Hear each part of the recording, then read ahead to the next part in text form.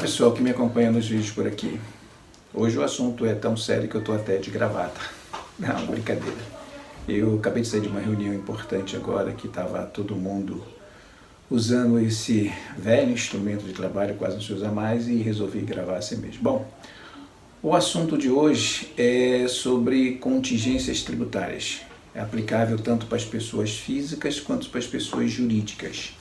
No caso de pessoa física é mais tranquilo, porque pessoa física assalariada não tem muito que se falar em contingência tributária. Por quê? Porque a tributação é fonte. É retido na fonte e o excedente de caixa que você tem, que você mantém no mercado financeiro, em aplicações financeiras de renda fixa, por exemplo, também é retenção de fonte e é uma tributação exclusiva, ou seja, ela não se mistura com seus demais rendimentos. Então, uma pessoa assim raramente vai ter algum tipo de problema de contingência fiscal para resolver com a Receita Federal. Mas aquelas pessoas físicas que são autônomos, que são profissionais liberais ou que têm outras rendas além da renda do trabalho. Então, por exemplo, você pode ser um profissional na sua área, ser empregado e tudo mais, e você pode dar aula, você pode ter um imóvel alugado, enfim, você pode ter uma outra renda qualquer. Então, nesse caso, você tem que tomar cuidado de juntar essas duas rendas para você não ter qualquer tipo de problema com isso. Sobre isso a gente esgotou bastante o assunto quando a gente falou aí de declarações de imposto de renda, a gente comentou bastante sobre essas coisas dos rendimentos e os cuidados que a gente deve tomar. Mas o problema é assim, né? Você deve sempre olhar então para as suas contingências, porque é muito melhor que você encontre as suas contingências do que o fisco encontrar. Por que isso? O nosso Código Tributário Nacional, ele tem um artigo, que é o artigo 138, que é um artigo que ele isenta de multa quando você faz uma denúncia espontânea. O que é isso? Eu descobri que em dado momento eu cometi um erro, recolhi um imposto menor ou deixei de recolher um imposto e vou lá, calculo esse imposto, faço o recolhimento e quando eu faço esse recolhimento, se eu for calcular automaticamente pelo próprio site da Receita, a multa já vai estar lá. Mas esse artigo 138, ele me dá o benefício de não pagar a multa. É um prêmio que eu tenho por eu ter espontaneamente me acusado e lá recolher o imposto. Antigamente isso era um problema muito grave. Por quê? Porque o Código Tributário Nacional, esse artigo 138, ele não impõe nenhuma condição, ele não criou nenhum rito que você precise passar para você poder fazer essa denúncia espontânea. Ele simplesmente fala que se você não estiver sob fiscalização daquele assunto e você calculou um imposto, foi lá e pagou, ponto, acabou, você está isento de multa.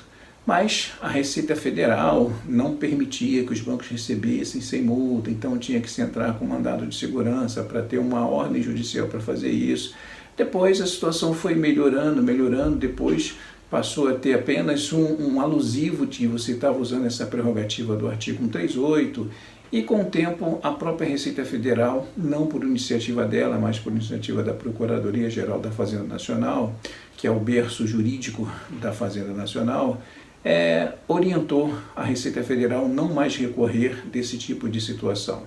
Quando alguém que cumpria esses requisitos, ou seja, alguém que não estava sob fiscalização, fez uma denúncia espontânea, pagou o imposto e invocou o artigo 138 do CTN, tudo bem, ele estava liberado para isso. Para as pessoas jurídicas também é a mesma coisa. Então, o que eu recomendo sempre fazer é fazer uma revisão. Então, pelo menos uma vez por ano, se você está no lucro real anual, ou trimestralmente, se você está no lucro real trimestral, faz uma revisão. Contrata alguém para fazer isso, ou então você mesmo, utilizando seus próprios funcionários, destaca alguém que seja bom de análise e faça uma revisão você internamente. Não é comum, aliás, não é incomum você achar alguma coisa errada. Por quê? Porque a gente tem uma maçaroca de coisa para fazer, uma série de cálculos, uma série de coisas acessórias, então não é muito incomum que escape alguma coisa, algo que deixou de ser lançado, algo que deixou de ser contabilizado adequadamente, algo que era uma despesa não dedutível, foi considerada como dedutível, enfim, um erro qualquer pode ter acontecido. E não estou falando só de imposto de renda não, tá gente? Eu estou falando também dos impostos indiretos, pode ser um ICMS, pode ser um IPI, pode ser um PIS, um COFINS, enfim. Você encontrou o erro, você como pessoa jurídica, você também pode fazer a mesma coisa.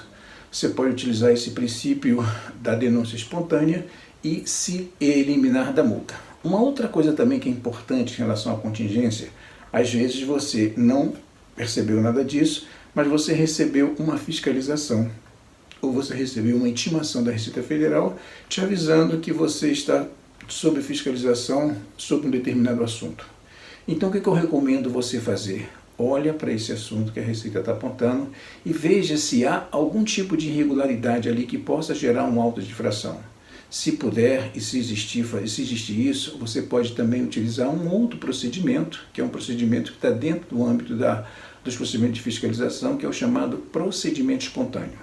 Ao contrário da denúncia espontânea, ele não te elimina da multa, mas ele te elimina a multa de ofício, que quando o fisco começa a fazer uma auditoria em você, se ele encontrar algo que dê sustentação à abertura de um auto de infração, a multa começa em 75%.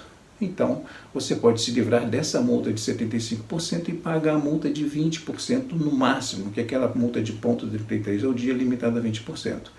E qual é a base legal disso? A Lei 9.430, o artigo 47 dela, introduziu no mundo tributário a figura do procedimento espontâneo. Então, ela diz o seguinte: eu recebi uma notificação da Receita que ela vai me fiscalizar em determinado assunto.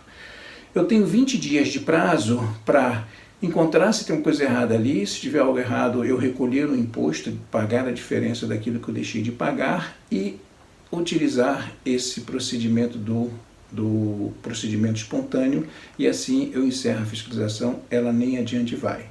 Isso foi um avanço bastante grande, que antigamente, quando a Receita batia na sua porta, você perdia a espontaneidade, você não tinha mais nada o que fazer, a não ser esperar o término da fiscalização, e se ele terminasse num auto de infração, você teria que impugnar esse auto, se fosse o caso, e começar uma discussão no processo administrativo e poderia chegar até no processo judicial, caso você não tivesse êxito no âmbito administrativo.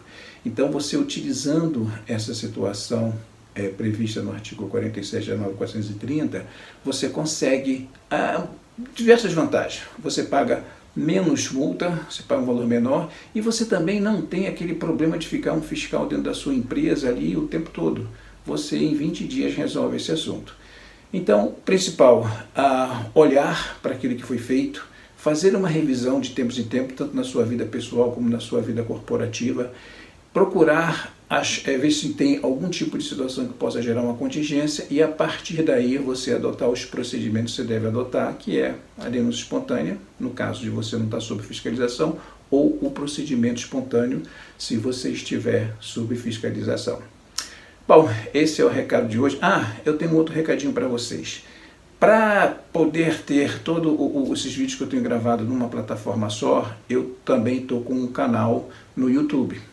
Você pode ir lá, tem um link aqui embaixo, você pode ir lá no YouTube, aí você faz aquelas coisinhas de curtir, clicar no sininho para você poder receber conteúdo gratuito. E sempre que eu tiver alguma coisa nova você vai ser avisado. E também é uma forma de você ter todo o meu trabalho divulgado em mídia num lugar só. Então aqui no LinkedIn você tem que sair buscando e você já numa plataforma do YouTube não, está tudo organizado lá, ok? E aquela coisa de sempre, meu e-mail está aqui embaixo, se vocês quiserem trocar alguma ideia sobre esse assunto ou qualquer outro assunto relacionado com matéria tributária, eu estou sempre à disposição de vocês. Valeu, um abraço, até a próxima. Tchau.